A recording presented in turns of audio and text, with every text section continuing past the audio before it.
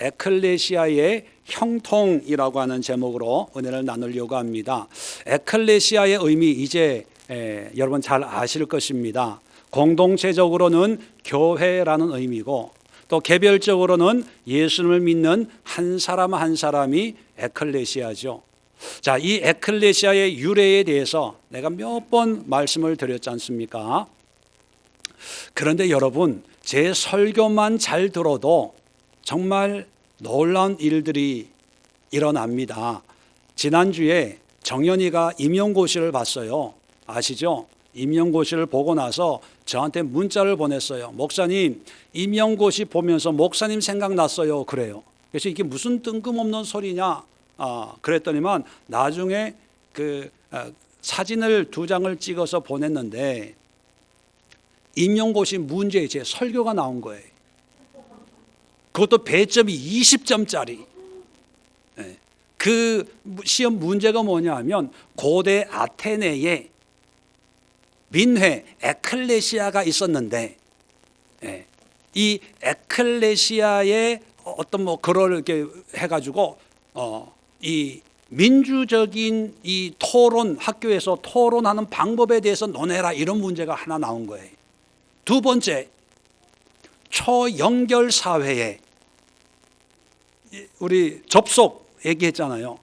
영적으로 성장하려면 함께 접속, 그 얘기하면 초연결 시대다. 그게 나온 거예요. 초연결 시대에서 학생들에게 어떻게 교육을 해야 되냐, 뭐 이런 걸로요. 그러니까 제 설교만 들어도요, 이게 된다니까. 그래서 내가 답장을 썼어요. 야, 그래? 야, 교회 그만두고 노량진 갈까? 우리가 에클레시아라고 하는 것은 말씀드린 것처럼 당시 로마 시대에 일반적으로 사용하는 정치적이고 사회적인 그런 용어였어요. 그런데 이것을 하나님이 믿는 공동체의 모임의 의미로 사용한 분명한 이유가 있습니다. 자, 그런데 그 에클레시아를 오늘날 우리는 번역을 해서 교회라고 그냥 번역을 해버려요. 그런데 문제는 뭐냐면 하나님이 예수님을 통해서 이 땅에 세우신 에클레시아의 모습과 오늘날 우리가 세우려고 하는 교회의 모습과 같으면 문제가 없어요. 그런데 이 시대가 변하면서 점점 달라진다는 게 문제입니다. 그래서 오늘날 교회가 노력해야 될 것은 원래의 에클레시아의 모습, 참된 교회의 모습, 참된 신앙의 모습으로 돌아가야 된다는 거죠. 그런데 돌아갈 생각을 하지 않고 오늘날 교회나 우리의 신앙은 자꾸 하나님을 어떻게 이용해 볼까? 하나님을 어떻게 움직여 가지고 내가 원하는 대로, 내가 꿈꾸는 대로, 내가 필요한 대로 하나님을 어떻게 조정해 볼까라는 생각을 가지고 예배를 이용합니다. 기도를 이용해요. 말씀을 이용해요. 자, 그래서 오늘날 교회 안에 부흥이라는 말 여러분 많이 들어봤을 거예요. 부흥해야 됩니다. 기도에도 우리 교회를 부흥시켜 주옵소서. 한국 교회를 부흥시켜 주옵. 부흥이라는 말을 많이 해요. 자, 때로는 우리가 기도할 때 우리 개인적으로는 하나님 형통케 하옵소서, 형통한 삶을 살게 하옵소서, 그런 기도 많이 하죠. 자, 그런데 여러분, 성경에 부흥이란 말이 있을까요, 없을까요? 예, 있어요. 몇 번 있을까요? 한 번 있어요. 한 번. 신약에는 아예 없어요. 구약에 딱 한 번 있는 그 부흥을 우리는 입에 달고 다녀요. 주여 부흥을 주옵소서, 주여 부흥케 하여 주옵소서. 2020년에는 100배의 부흥을, 100배는 너무했나? 배가의 부흥을 주옵소서. 성경에는 단 한 번 얘기하고 있고 신약 성경에는 아예 없어요. 구약에 한 번 얘기하고 있어요. 그런데 우리는 그걸 입에 달고 다녀요. 달고. 자, 형통이라는 말 있을까요, 없을까요? 있죠, 오늘 본문에 보니까.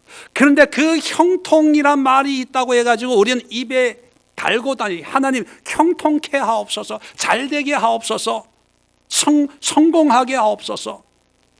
예, 그런 기도는 물론 필요하죠. 그런데 중요한 것은 뭐냐면 그런 기도와 그런 신앙과 그런 믿음이 과연 성경적이냐 하는 거예요. 하나님이 교회에 주신 그런 믿음의 분량 안에 있는가 하는 겁니다. 하나님 우리 믿는 자에게 허락하신 그런 믿음의 영역에 속하는 것이냐 하는 거예요. 한번 오늘 점검해 봅시다. 먼저 교회, 에클레시아, 교회적인 어떤 형통, 부흥의 모습을 한번 생각해 봅시다. 하박국, 구약 성경 하박국이라고 하는 책이 있죠. 오늘 비 오는 날 특히 생각나는 뜨뜻한 하박국. 자, 하박국 3장 2절에 보면 여호와여 내가 구약성경 1304면에 있어요. 2절에 여호와여 내가 주께 대한 소문을 듣고 놀랐나이다. 여호와여 주는 주의 일을 이 수년 내에 부응하게 하옵소서. 자, 여기에 부응이 나옵니다. 성경에 유일하게 여기에 딱 한 번 부응이란 말이 나와요. 그래서 우리는 기도하지요. 교회의 부흥을 위해서. 그런데 성경에 이 부흥이라고 번역된 이 단어는 원래 하야라는 단어예요. 하야, 산다, 살아있다라는 단어예요. 다시 말하면 수년 내에 주의 일을 이 수년 내에 살아있게 하옵소서, 생명력 있게 하옵소서, 그런 의미예요. 자, 부흥의 이 말을 하는 그 배경이 뭐냐면 1장을 보면 하박국이 현 사회의 이 죄악된 모습을 보면서 하나님, 도대체 하나님은 지금 뭐 하고 있는 겁니까? 어찌하여 이런 불의한 일들이 이렇게 많이 생깁니까? 라고 하나님 앞에 항의하는 내용이 나와요. 자, 그러다가 2장 1절에 내가 파수하는 곳에 서며 성루에 서리라. 그가 내게, 그가라고 하는 것은 하나님이에요. 하나님이 내게 무엇이라고 말씀하실는지 기다리고 바라보며 나의 질문에 대해 어떻게 대답하실는지 보리라. 하나님 앞에 항의를 하는 거예요. 왜 이 세상이 이렇게 엉망진창이 되고 있습니까? 하나님이 만유의 주고 다스리는 왕이라면 좀 고쳐야 될 거 아닙니까? 라고 했더니만 하나님이 말씀하는 거예요. 3절에 이 묵시는 정한 때가 있나니 그 종말이 속히 이르겠고 결코 거짓되지 아니하라. 반드시 더딜지라도 기다리라. 취되지 않고 반드시 응하리라. 보라 그의 마음은 교만하며 그 속에 정직하지 못하나 의인은 그의 믿음으로 말미암아 살리라. 하나님의 말씀이 임해요. 기다려. 결국은 어떻게 되는지 네가 볼 거야 라고 하면서 하나님의 말씀을 하시는 거예요. 자, 이걸 듣고 3장은 하나님 앞에 기도하는 거예요. 기도하는 거. 주여 부흥케 하옵소서라고 하는 것은 우리가 잘되게 해달라는 것이 아니라 하나님의 능력의 말씀이 살아서 하나님이 말씀하신 그대로 이루어지기를 원합니다. 그거예요. 숫자가 늘어나는 것이 아니라, 교회가 커지는 것이 아니라, 건물이 세워지는 것이 아니라, 재정이 늘어나는 것이 아니라 하나님의 역사로 말미암아 죽었던 심령들이, 하나님을 모르는 사람들이 하나님의 역사를 보고 깨닫고 영적으로 살아나는 것을 의미하는 거예요. 그러면서 3절부터 15절까지 하나님의 능력을 찬양하는 거예요. 하나님은 이런 하나님이 아닙니까? 이런 능력이 있지 않습니까? 이렇게 역사하는 하나님이 아닙니까? 하나님이 속히 역사하옵소서, 그런 내용을 쭉 얘기합니다. 마지막에 그렇게 얘기하면서 17절 보세요. 비록 무화과 나무가 무성하지 못하며 포도나무에 열매가 없으며 감람나무에 소출이 없으며 밭에 먹을 것이 없으며 우리의 양이 없으며 외양간에 소가 없을지라도 나는 여호와로 말미암아 즐거워하며 나의 구원의 하나님으로 말미암아 기뻐하리로다. 이게 부흥이에요. 이게 부흥이에요. 하나님의 역사를 보고 그걸 기뻐하고 즐거워하는 하나님의 능력이 내 속에 살아 움직이는 거예요. 하나님의 생명이 내게 와가지고 나로 하나님의 영광을 보고 하나님의 손길을 보면서 하나님의 일하심을 보면서 내가 거기에 기뻐하고 즐거워하며 살아가는 그 삶이 부흥이라는 거예요. 그런데 오늘날 우리가 생각하는 부흥은 같아요, 틀려요? 틀려요. 우리가 부흥은요, 성경 말씀이 바뀌어져야 돼요. 어떤 부흥이냐 하면 무화과 나무가 무성하며 포도나무에 열매가 많으며 감람나무에 소출이 많으며 밭에 먹을 것이 많으며 우리의 양이 엄청 많으며 외양가에 소는 1000마리가 있어야 여호와로 말미암아 즐거워하며 나의 구원의 하나님을 말미암아 기뻐하리로다. 이게 부흥이라고 얘기하는 거예요. 교회적으로 볼까요? 교인이 날마다 등록을 하며 재정은 넘치며 교회 땅은 만평을 사며 건물은 100억을 들여서 건축을 하며 담임 목사님은 박사 학위를 받으며 교회 의사가 나오고 정치가가 나오고 국회의원이 나오며 자식은 다 서울대학교 연고대 들어감으로 말미암아 우리는 여호와로 인하여 즐거워하고 하나님으로 인하여 기뻐하리로다. 이렇게 하나님이 우리에게 부흥을 주셨습니다. 이게 오늘날 일반적으로 생각하는 부흥 아닙니까? 그런데 성경은 뭐라고 그래요? 없을지라도. 오히려 없대요. 결국은 여러분 결코 아멘은 안 하시는데 돈이 없을지라도, 은행 잔고는 없을지라도, 회사 매출은 나날이 줄어들지라도 내 안에 역사하는, 살아 움직이는 생명이 있는 하나님으로 인하여 나는 기뻐합니다. 즐거워합니다. 교회적으로는 교인들은 세상의 것 때문에 시험 들어 나갈지라도, 임대료가 비싸가지고 또 옮길지라도, 늘 재정 때문에 어려움을 당할지라도 우리에게 생명이신 예수 그리스도로 말미암아 우리는 늘 기뻐하고 감사합니다. 이게 부흥이에요. 이게 성경에서 말하고 있는, 유일하게 말하는 부흥이에요. 그런데 우리는 성경에서 한 번 말하고 있는 것을 입에 달고 다니면서 그 부흥의 모습이 같아요, 틀려요? 전혀 다른, 우리가 원하는 것을 꿈꾸고 기대하면서 부흥됐냐 안 됐냐. 저한테도 어떤 분들 오랜만에 전화하면 늘 첫 마디가 뭐겠어요? 목사님, 교회는 좀 부흥됐어요?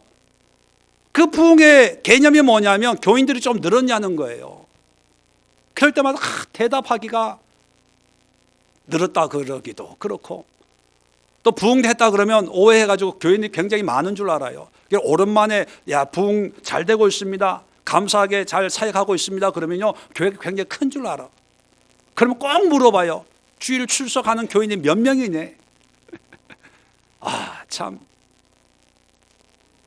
여러분, 우리가 알고 있는 신앙의 모습과 성경이 얘기하고 있는 신앙의 모습이 너무나 틀려요. 너무나.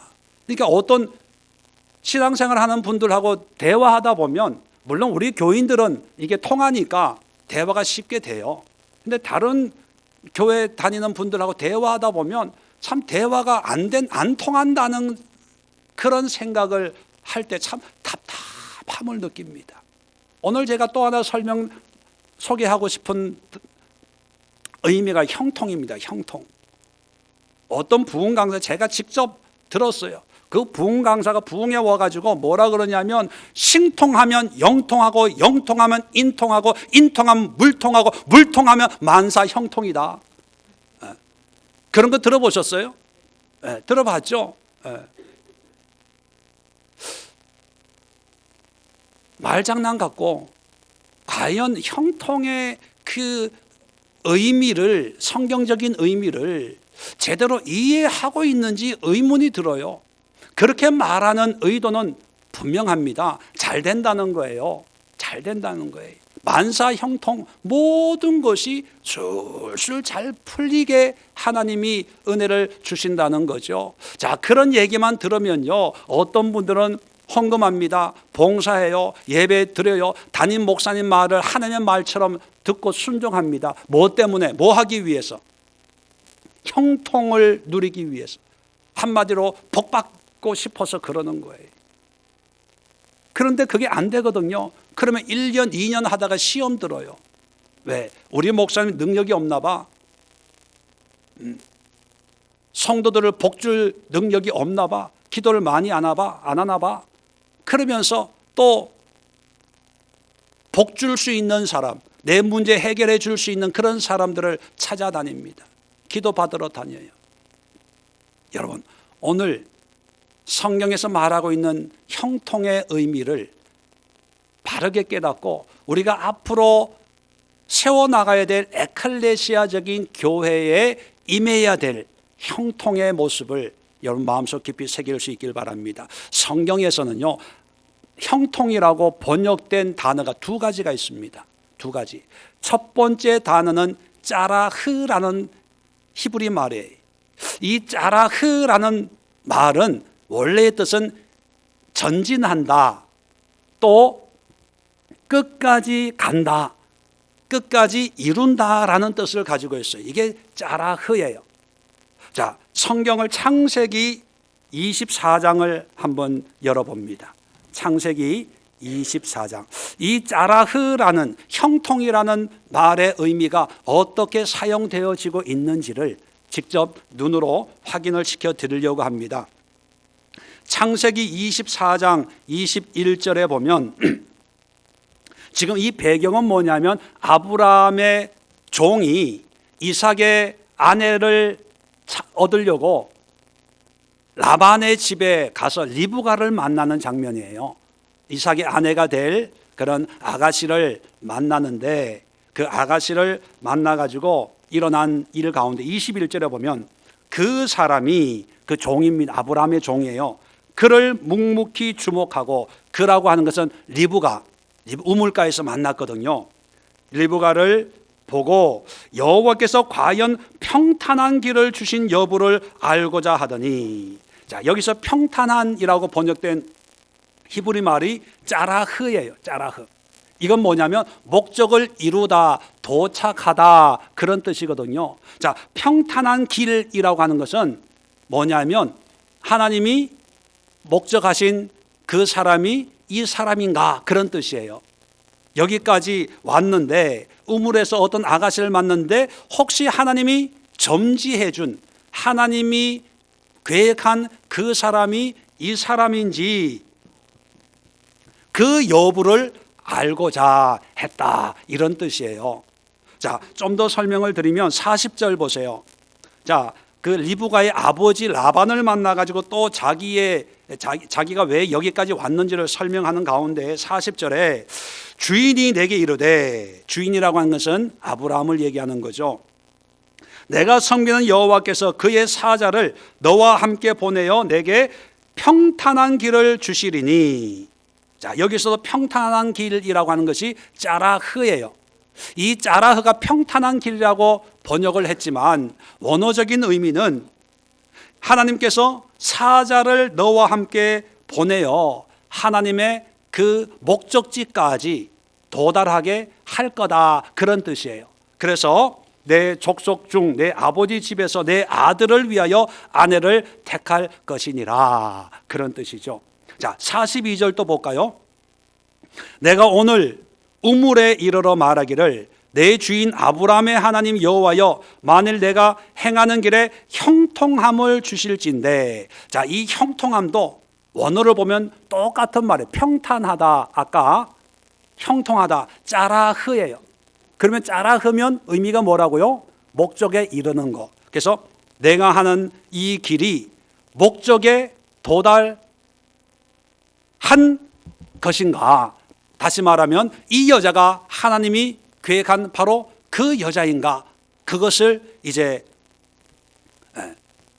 그 여자를 만나게 될 때 그게 짜라흐, 네, 번역으로는 형통함, 이렇게 번역을 한 거예요. 자, 56절 보세요. 이제 고향으로 이제 아브라함에게 돌아올 때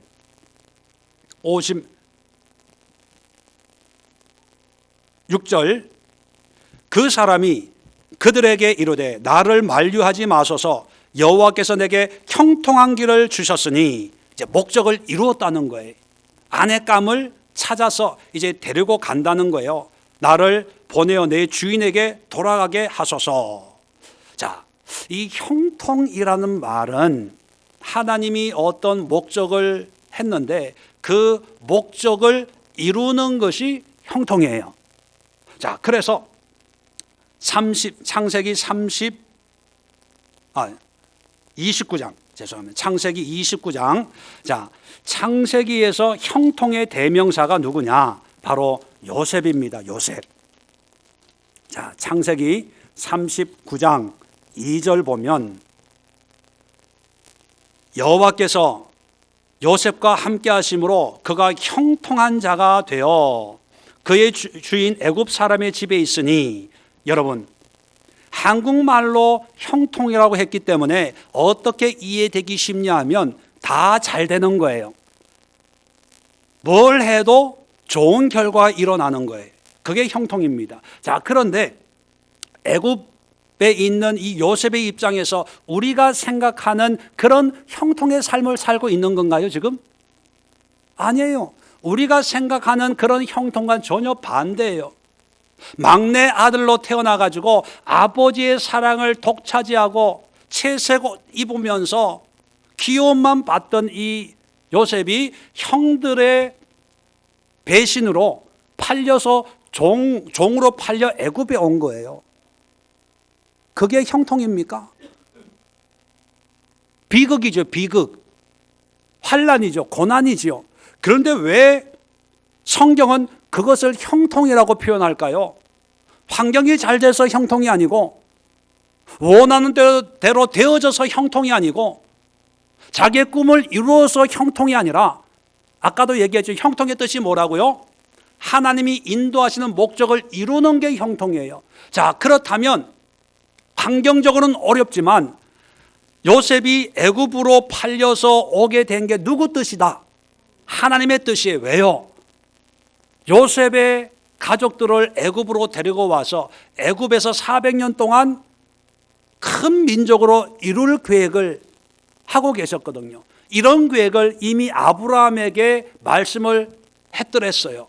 그러니까 어떻게 해서든지 애굽으로 가족들을 끌고 와야 되는데 그 방법을 요셉을 통해서 일하시는 거예요. 그러니까 환경적으로는 형통이 아니에요. 그런데 하나님의 뜻을 이루는 삶을 살고 있기 때문에 형통이라고 얘기하는 거예요. 자, 3절 또 볼까요? 그의 주인이 여호와께서 그와 함께 하심을 보며 또 여호와께서 그의 보험사에 형통하게 하심을 보았더라. 자, 그렇다고 해서 요셉이 환경이 날마다 좋아지는 그런 삶을 살았다고 생각할 수 있어요? 아니에요. 우리가 알죠. 나중에 보디발의 아내가 모함을 해가지고 감옥에 가요. 감옥에 가도 형통이라고 얘기하고 있습니다. 23절 보세요. 간수장은 그의 손에 맡기는 것을 무엇인지 살펴보지 아니하였으니 이는 여호와께서 요셉과 함께 하심이라 여호와께서 그를 보험사에 형통하게 하셨더라. 아니, 억울한 누명 쓰고 감옥에 갔는데 성경은 형통이래요. 여러분이 요셉처럼 입장이 바뀌어지면 여러분은 내가 형통하다 느껴요, 안 느껴요? 안 느끼죠. 근데 성경은 형통이라고 얘기하고 있다는 거예요. 그러면 우리가 생각하는 형통과 성경의 형통은 같다 다르다. 그러면 누가 바꿔야 돼요? 누구 생각 바꿔야 돼요? 아니, 평소에 대답하세요. 평소에 하는 대로. 내 생각을 바꿔요? 성경 말씀을 바꿔요? 내가 바뀌어져야 돼요. 어떻게? 성경적으로. 그렇다면 성경이 말하는 형통은 환경이 잘 되어지는 것이 아니라 내 환경이 어렵고 힘들어도 그 속에서 하나님의 뜻을 끝까지 이루고 전진하는 거예요. 직진하는 거예요. 이루는 거예요. 자, 그래서 형통하면 또 구약에 다니엘이 있습니다. 다니엘 6장을 보세요. 다니엘 6장.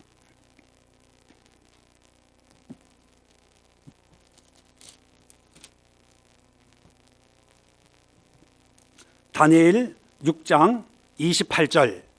다니엘 6장 28절 보면 이 다니엘이 다리오 왕의 시대와 바사 사람 고레스 왕의 시대에 형통하였더라. 자, 이 형통을 보고 우리는 또 이렇게 해석합니다.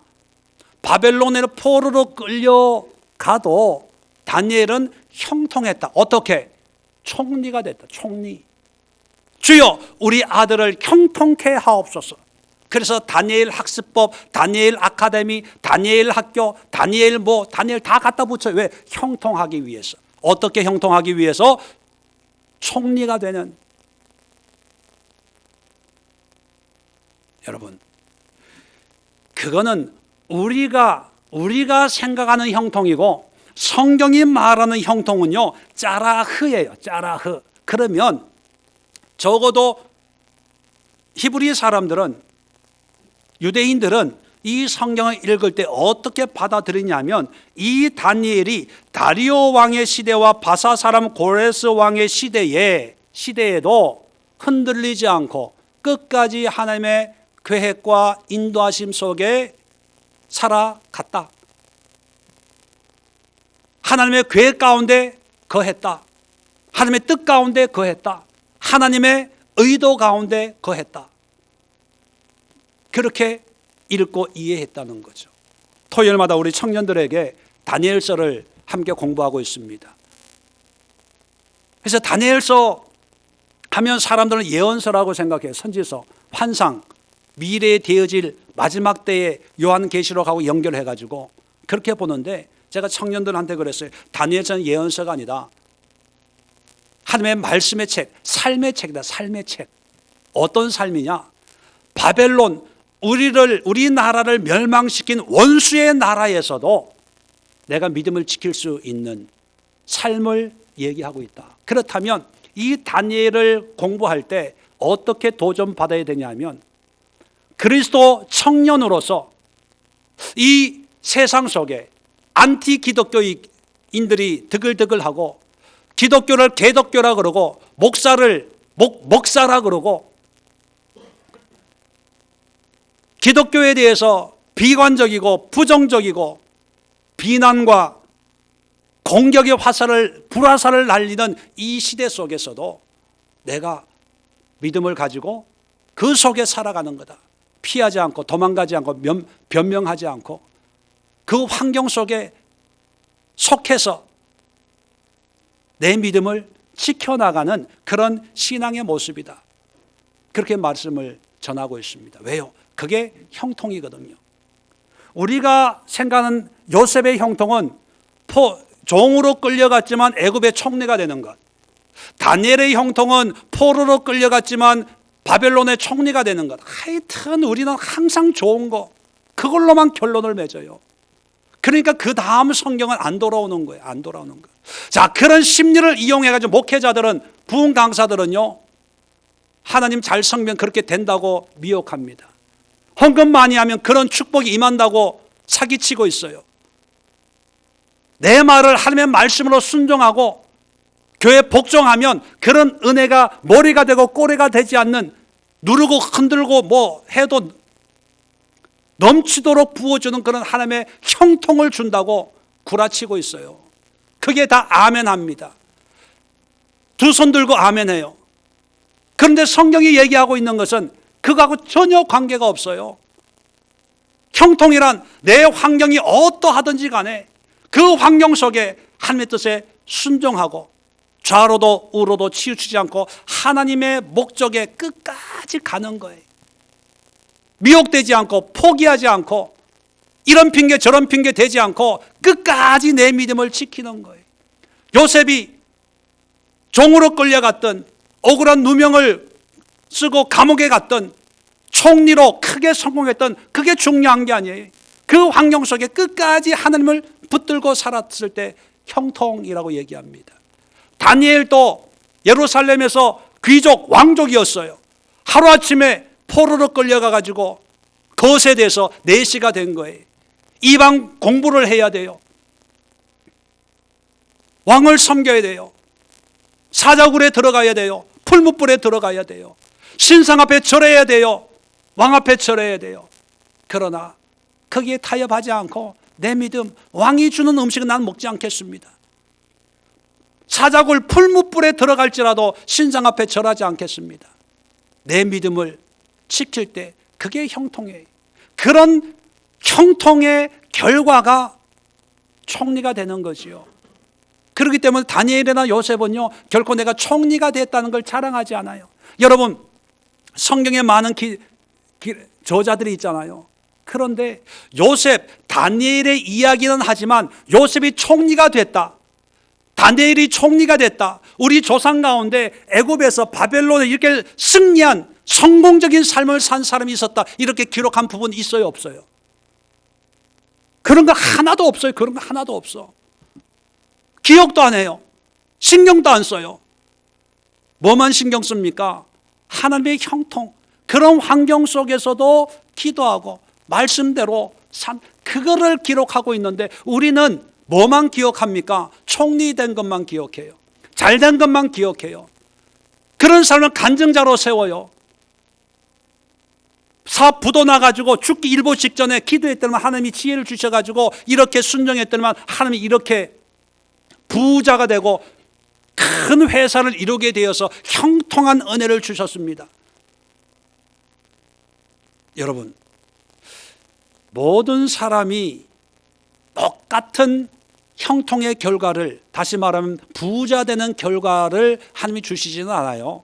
교회도 마찬가지입니다. 교회 부흥, 교회 형통, 다 부흥되고 다 건물 짓고 다 유명하고 그 동네에서 제일 큰 교회를 이루는 것이 하나님의 뜻이 아니에요. 하나님의 뜻은 뭡니까? 하나님이 원하는 형통은 어떤 환경 속에서도 끝까지 하나님의 뜻을 지키고 붙들고 이루어가는 거예요. 성도들 한 분 한 분들에게 주신 하나님의 형통 짜라흐는 뭐냐면, 나에게 주신 하나님의 뜻을 내 삶 속에서 그 뜻을 깨달은 그날부터 끝까지 주님 앞에 서는 그날까지 그 하나님의 뜻을 붙들고 지키고 이루며 가는 삶이 형통이에요. 가난해도 괜찮아요. 가진 게 없어도 괜찮아요. 유명하지 않아도 괜찮아요. 세상이 나를 조롱하고 멸시해도 괜찮아요. 내 안에 예수의 생명이 있어서 이 생명으로 하나님이 주신 그 사명을 지키고 간다면 세상은 우리를 보고 망했다 그럴 거예요. 세상이 우리를 보고 안 됐다, 젊은 나이에 왜 그렇게 사냐. 세상은 우리를 향해서 예수에 미쳤다, 교회에 미쳤다, 왜 그렇게 살아, 왜 재미없이 살아, 산으로 들로 재밌게 좀 즐기지, 그래요. 그런데 성경은, 하나님은 우리에게 형통한 삶을 살고 있다라고 한다는 것입니다. 두 번째 성경에 형통으로 번역된 단어가 사칼이라는 단어입니다. 사칼. 이 사칼이라는 단어는요, 문자적인 의미는 지혜롭다, 또 명철하다, 사려 깊다, 현명하다, 그런 뜻이에요.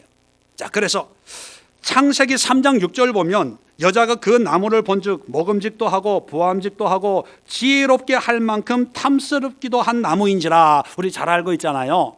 선악과를 볼 때 지혜롭다는 말이 사칼이에요. 사칼. 뭐냐면 깨닫는다는 거죠. 안다는 거예요. 느낄 수 있다는 거예요. 이게 사칼이에요. 이 사칼을 형통을 하고 번역을 하는 거예요. 자, 그 다음에 다니엘서 1장 17절에도 보면 하나님이 이 네 소년에게 학문을 주시고 모든 서적을 깨닫게 하시고 지혜를 주셨으니, 지혜를 주었다. 이게 사칼입니다. 사칼. 그런데 이 지혜를 주셨다는 것이 한국말로 번역을 할 때 형통이라고 번역을 해요. 열왕기상 2장 3절 어떤 배경이냐 하면 다윗이 죽기 전에 유언으로 솔로몬 아들을 축복하는 장면에 이런 말을 합니다. 내 하나님 여호와의 명령을 지켜 그 길로 행하여 그 율법과 계명과 율례와 증거를 모세의 율법에 기록된 대로 지켜라. 그리하면 내가 무엇을 하든지 어디로 가든지 싹할할지라. 싹할.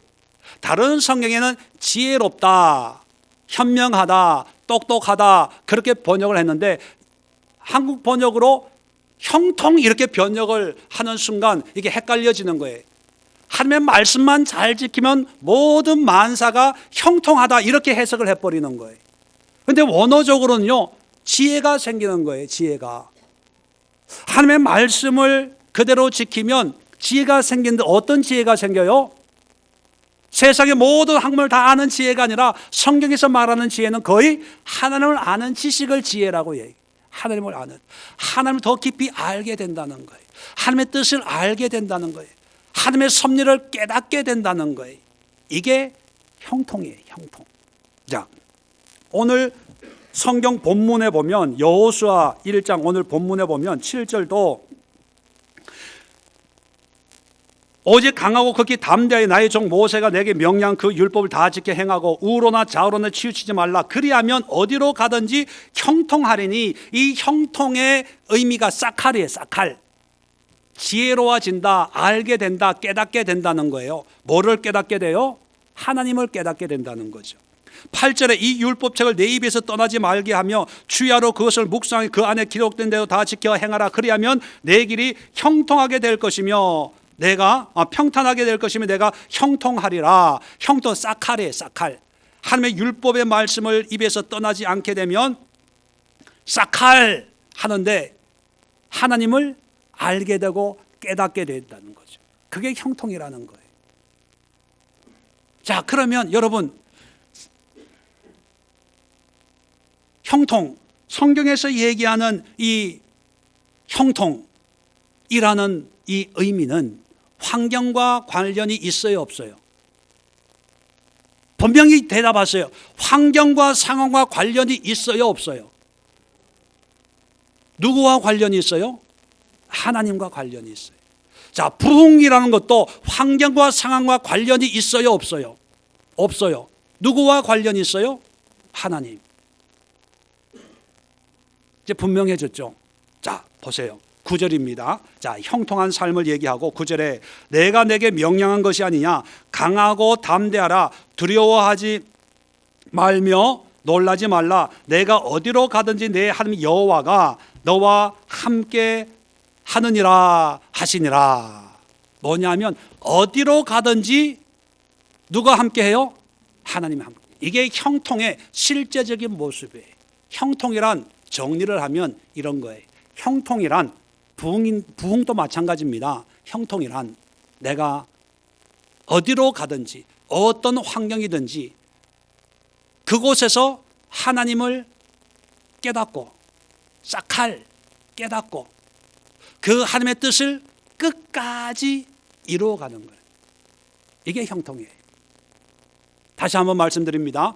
내가 어디로 가든지 무엇을 하든지 그곳에서 하나님을 발견하고 깨닫고 그 하나님의 뜻을 끝까지 지키고 이루어가는 게 그게 형통이에요. 그게 부흥이에요.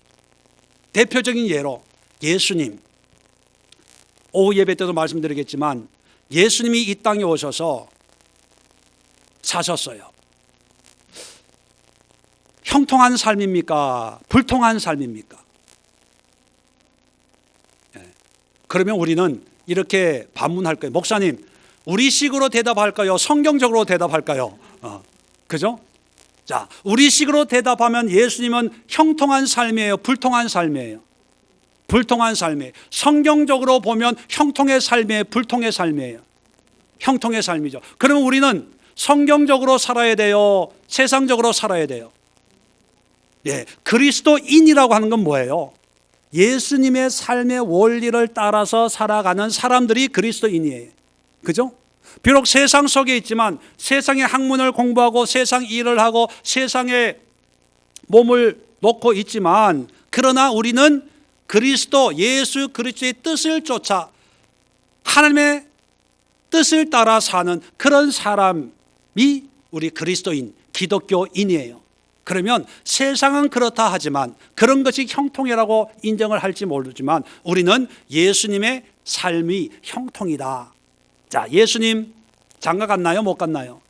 못 갔어요. 시집장가 못 가신 분들 희망을 가지십시오. 이것도 어쩌면 예수님의 삶을 따르는 게 아닐까? 형통한 삶이 아닐까? 자, 예수님이 재산이 많았어요? 없었어요? 없었어요. 하루하루 이 집 저 집 가가지고 얻어먹는 삶. 인기가 있었어요? 없었어요? 없어. 서로 죽이려고, 모함하려고. 제자들한테 끝까지 스승의 대접을 받았나요? 못 받았나요? 못 받았어요. 다 도망갔어요. 다 도망갔어요. 그리고 마지막에는 그렇게 하나님의 뜻을 이루니까 하나님이 형통하게 모든 문제로부터 자유케 했나요? 아니면 십자가에 못 박혀가지고 죽게 됐나요? 죽었어요. 누가 봐도 이거는 형통이 아니라 비참한 삶이에요.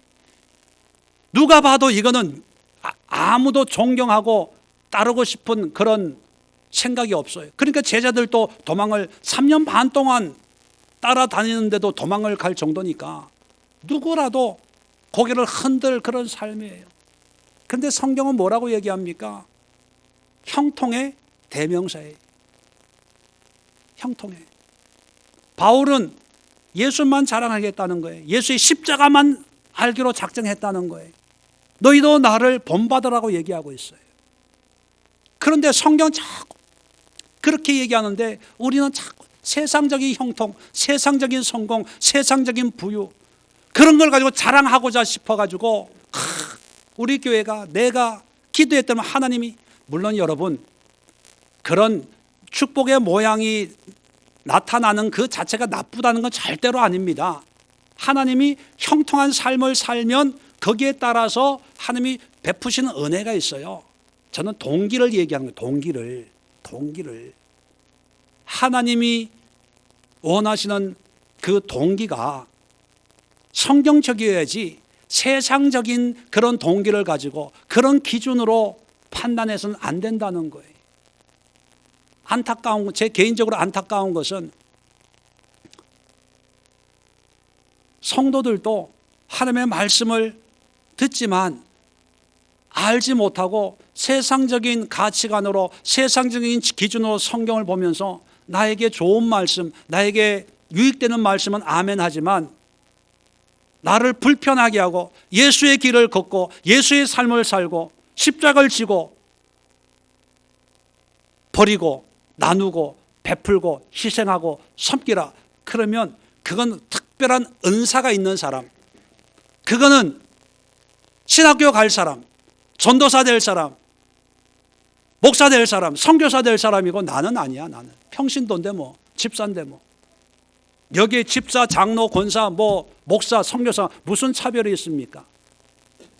모든 믿는 사람들은 하나님의 형통을 보고 그렇게 살아야 돼요.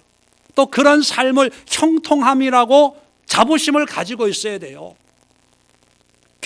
교인들끼리는 예배 드리면서 하나님의 은혜입니다, 감사합니다 했다가 명절에 친척들 만나가지고 얘기할 때 믿지 않는 친척이 집 샀다, 땅 샀다, 차 샀다, 자식들이 뭐 좋은 대학교 갔다, 유학 갔다, 결혼했다, 시집 갔다 이런 얘기 들으면요, 집에 오면요 열받아요.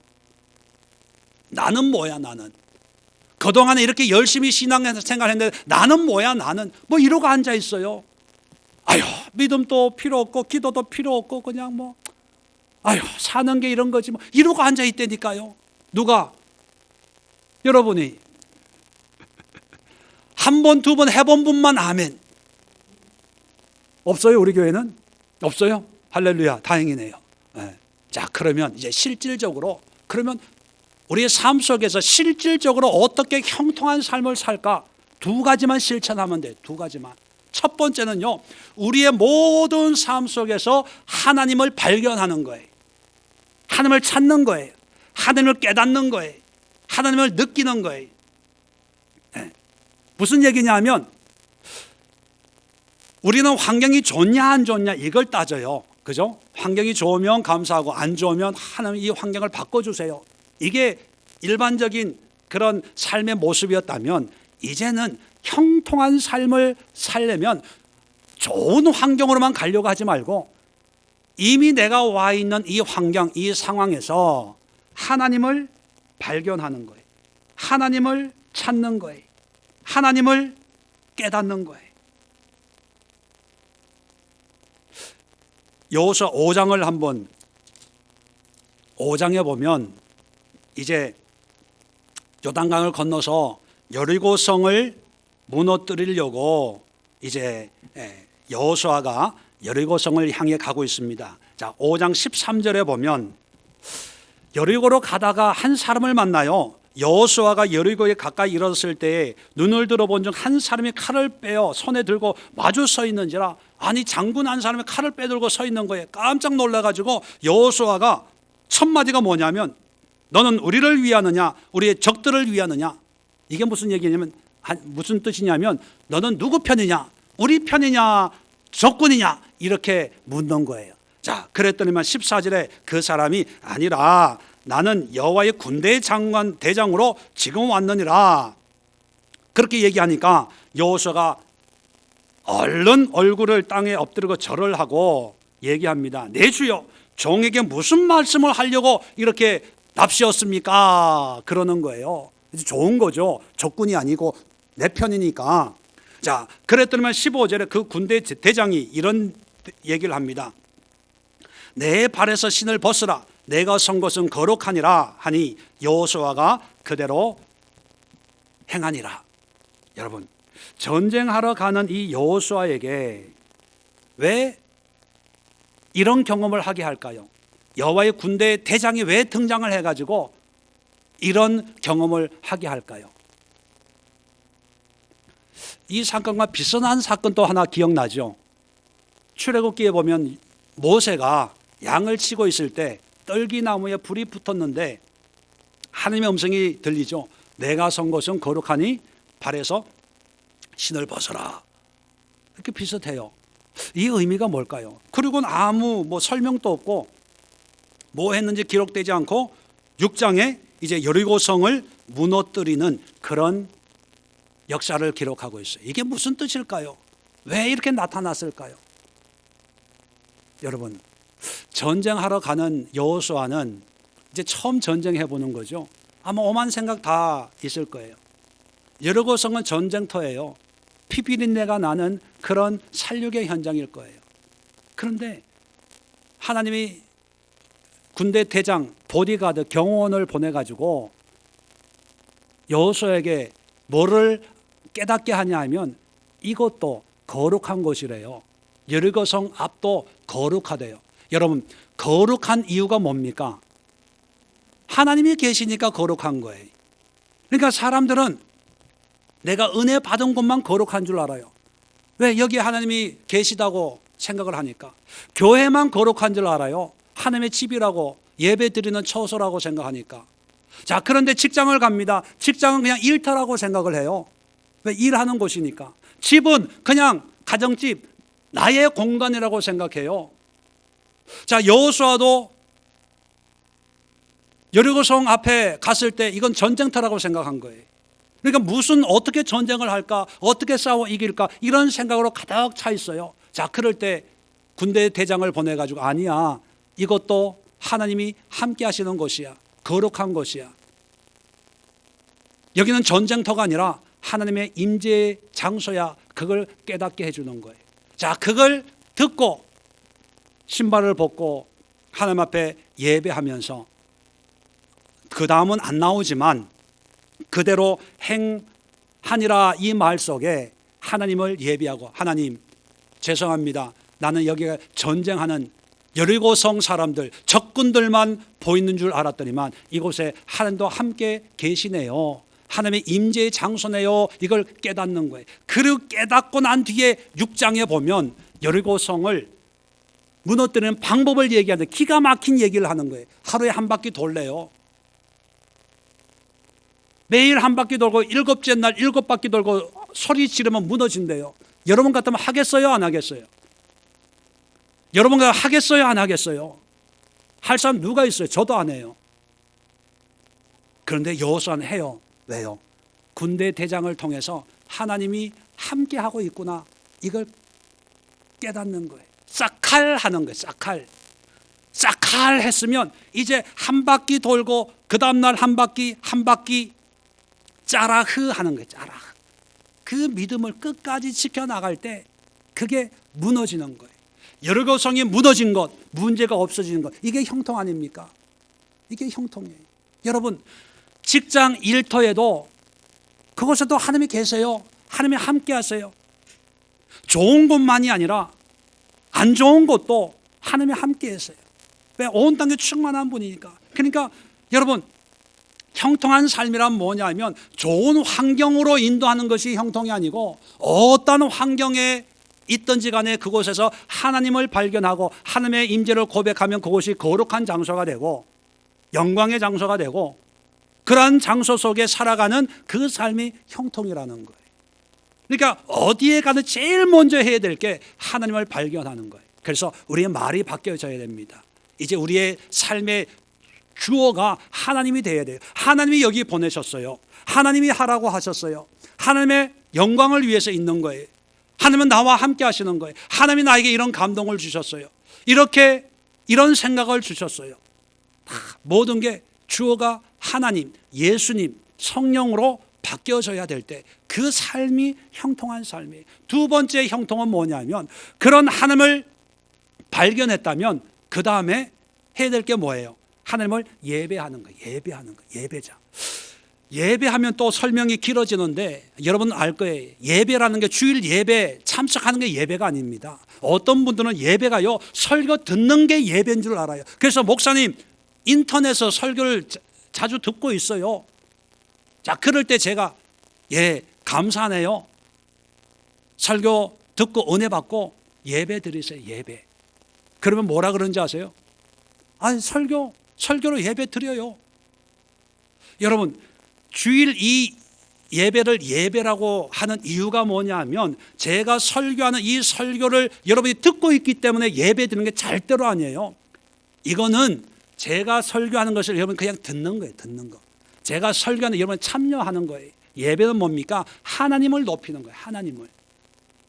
오늘 말씀을 주시는 담임 목사님을 통해서 말씀을 주시는 하나님을 발견하고 그 하나님을 깨닫고 내 삶 속에서 그렇게 역사하는 하나님을 고백하고 선포하는 것이 그게 예배예요. 예배.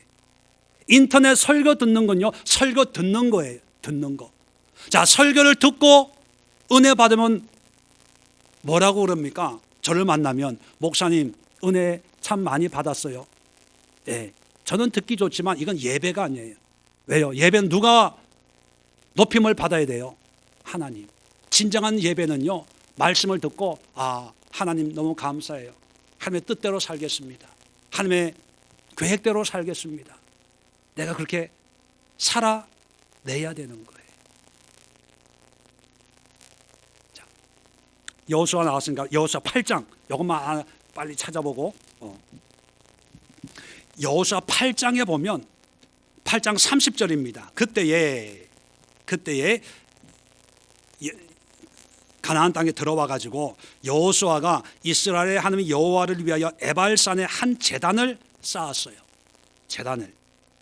자, 그런데 이 제단을 전쟁 중인데 제단을 예배를 드렸다는 거예요. 근데 신명기 27장에 보면 모세가 죽기 전에 유언을 합니다. 어떤 유언을 하냐면 가나안 땅에 들어가면 그리심산과 에발산이 있습니다. 그리심산과 에발산이 서로 마주보고 있는 산인데 그리심산은 아주 수풀이 우거진 그런 산이고 에발산은 민둥산이에요. 그래서 그리심산을 축복의 산이라고 해서 그리심산은 축복을 선포하라고 그래요.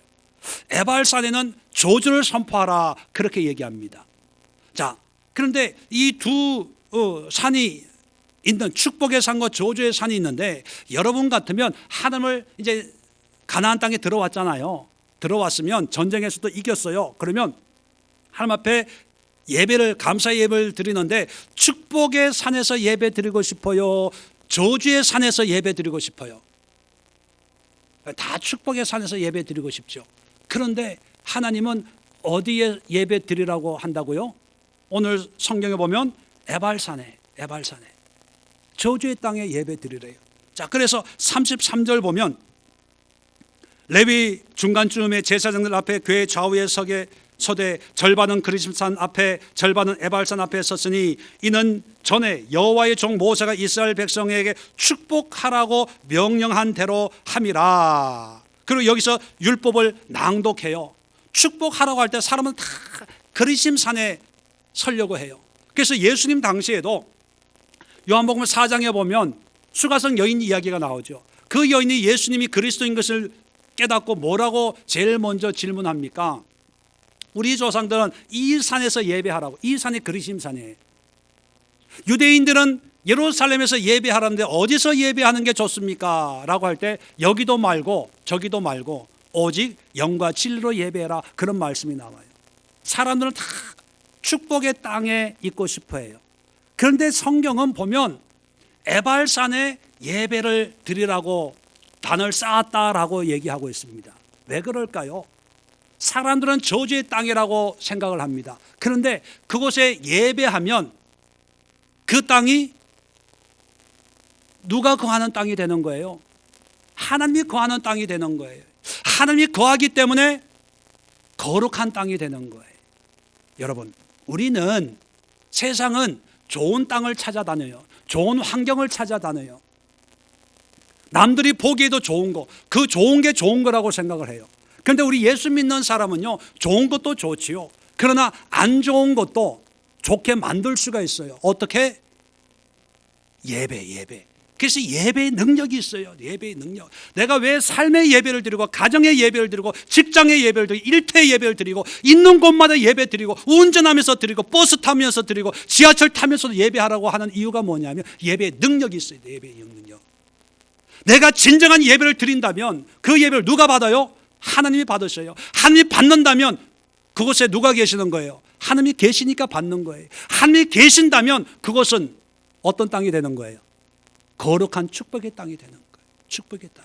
우리 예수의 교회가요, 지금까지 4번을 옮겨 다니면서 한 번도 땅이 좋냐 안 좋냐, 교통이 좋냐 안 좋냐, 주변 환경이 좋냐 안 좋냐 한 번 물어본 적이 없어요. 가는 곳곳마다 그냥 그곳에 땅 받고 임대료만 싸기만 하면 거기에 땅 받고 교회를 했어요. 왜요? 남들이 어려워. 일산에서 9층 건물에 9층 10층을 썼어요. 간판도 달 수가 없어. 그런데 했어요. 왜요? 남들이 안 된다는데 안 되니까 내가 가서 예배하는 거예요. 우리는 그냥 가서 기도와 말씀 외에는 없어요. 그거 하나만 가지고 11년을 달려오는 거예요. 여기까지 올 때 우리가 뭐 주변을 보고 왔나요? 건물도 없는데, 뼈대만 있는데 어떻게 지어질지도 모르는데 그냥 이곳에서 하나님을 예배하면 되지 뭐. 지금까지 온 거예요. 좋은 땅, 교통 좋고 걸어오기 좋고 버스 라인 있고 뭐, 버스 라인 없으면 버스 타고 오실 분들은 가까운 교회 가면 돼요. 그죠? 전철이 없으면 전철 타고 갈 수 있는 교회 가면 돼요. 문제는 뭐냐면 아무도 오지 않는 이 땅에 우리 예수의 교회 교인이라도 한두 명이 모여서 이곳에서 예수의 이름을 부르면서 이 땅에 하나님의 이름을 선포하는 예배가 세워지는, 예배가 회복이 되면 그것보다 더 큰 의미가 어디 있겠어요? 우리 예수의 교회는 앞으로도 그럴 거예요.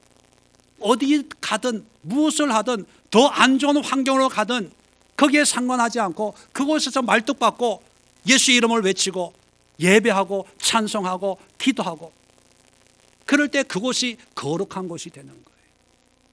제가 알기로는 우리 예수에게 오면서 한 번도 왜 이렇게 교회가 멀어, 왜 뒷구석에 처박혀 있어, 왜 간판이 안 보여, 이렇게 불평한 사람 한 분도 없는 줄로 저는 알아요. 할렐루야. 네. 왜요? 형통한 삶을 함께 걸어가기 때문에. 말씀을 정리합니다. 여러분, 미혹되지 마세요. 세상 물질에 미혹되지 마세요. 세상 가치관에 우리 그리스도인들의 신앙이 흔들흔들 그러지 마세요. 세상은 물질로 보여지는 것으로 어떤 규모로 외형적으로 이야기하지만 성경은 절대로 그런 걸 얘기하지 않고 오직 말씀으로 싹할 하나님을 깨닫고 느끼고 그 하나님의 뜻을 따라 끝까지 가는 거예요. 한 길을 가는 거예요. 좁은 문, 좁은 길을 가는 거예요. 그게 형통한 삶이에요. 성경의 형통과 세상의 형통이 분명히 다르다면 우리가 붙잡아야 될 형통은 성경이 말하는 형통한 삶, 성경이 말하는 부흥의 삶을 추구하고 사모하고 기도하는 그런 신앙의 용사들 될 수 있기를 주의 이름으로 축원을 드립니다. 기도합니다. 좋으신 하나님,